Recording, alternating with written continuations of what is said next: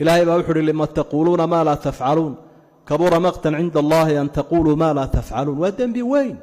قفكوا إنه وحشاقوا هدنا خلافي والشلي إيام ما أنت أكلياه شلينا وحنو شيغي ما أنتنا وحنو شيغي marka hadalladii siba iska hor imanay war iska daaya haddana sameeya iyo ma sameeya iyo uu sameynaya waxa noocaas ah deemka aadka isaga badan shakhsiyadda qofkay dilaaniye in looga qaato marka dadka dumarka wax loo sheego caruurta loo sheego ummadda loo sheego ee wax sheegmadu ay badan tahay talaal bay noqonaysaa dadka waxa laga talaalayaa wixii lagu fasahaadin lahaa ee xumaa taasina ka hortag bay u noqonaysaa qofka marka waxa xun uu arko wuxuu oran waa tii lagu sii sheego dignin buu qabaa aadaab buu leeyahay wacdigu lilmawcidati aadaab amal wala la qabanayaaba